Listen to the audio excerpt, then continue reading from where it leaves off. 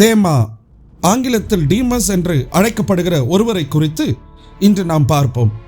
ஒரு காலத்தில் அப்போஸ்தலனாகிய பவுலுடன் சுவிசேஷ பணியில் இணைந்து செயல்பட்ட சக ஊழியர் ஆவார். அவர் சுவிசேஷ ஊழியத்தை செய்த மத்தேயு மற்றும் லூக்கா போன்றவர்களுடன் சேர்ந்து பணியாற்றினார் என்று பிலமோன் 1:24 குறிப்பிடப்பட்டிருக்கிறது. பவுலின் முதல் ரோம சிறைப்பிடிப்பு காலத்தில் தேமாவும் ரோமபுரியில் இருந்தார். இதை நாம் கொலோசியர் 4:14 வாசிக்கிறோம். மேலும் பவுலின் 2வது ரோம சிறைப்பிடிப்பு காலத்திலும் ஒரு காலத்திற்கு தேமா அவருடன் இருந்ததாக வேதாகம சான்றுகள் கூறுகின்றன. ஆனால் பின்னர் ஏதோ ஒன்று நடந்தது போலவும் தேமா பவுலை விட்டு பிரிந்து ஊழியத்தையும் கைவிட்டு நகரத்தை விட்டு சென்றார். இதை பற்றி பவுல் மிகுந்த வருத்தத்துடன் எழுதுகிறார்.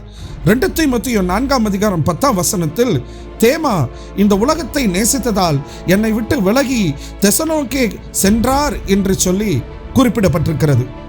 கிரேக்க மொழியில் பயன்படுத்தப்பட்ட வினைச்சொல் தேமா வெறும் பவுலை விட்டு சென்றது மாத்திரமல்ல, அவன் தேவையான நேரத்தில் பவுலை முற்றிலும் கைவிட்டான் என்பதை காட்டுகிறது.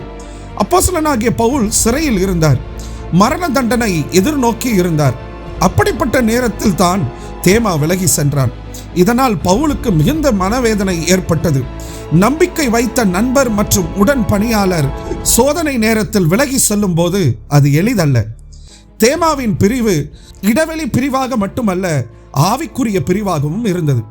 அவன் ரோமாபுரியை விட்டு சென்றதற்கு காரணம் உலகத்தை நேசித்தான். அதாவது தேவன் மதிக்கும் நித்திய ஜீவனை விட ரட்சிக்கப்படாத உலகத்தின் கெட்ட காரியங்களை அவன் தேர்ந்தெடுத்தான்.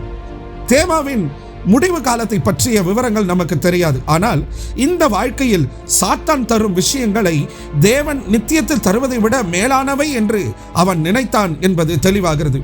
சிலர் கருதுவது என்னவெனில், இந்த உலகத்தை நேசித்த தேமா உண்மையில் மறுபடியும் பிறந்த ஒரு விசுவாசி அல்ல என்பதாகும்.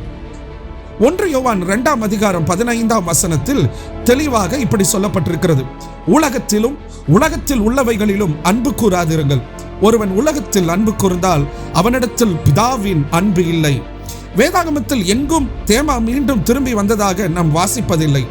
தேமாவின் இந்த சோகமான கதை இன்று கூட அநேகருடைய வாழ்க்கையில நம்ம பார்க்க முடிகிறது. இன்று கூட சிலர் தேவ வார்த்தையை ஏற்றுக்கொள்வார்கள். ஆனால் இந்த வாழ்க்கையின் கவலைகளும் செல்வத்தின் ஏமாற்றமும் வார்த்தையை நெறித்து அது பலன் இல்லாமல் போகிறது. சங்கீதம் 28:8 இப்படி நாம் வாசிக்கிறோம்: கர்த்தர் அவர்களுடைய பலன், அவரே தாம் அபிஷேகம் பண்ணினவனுக்கு அரணான அடைக்கலமானவர்.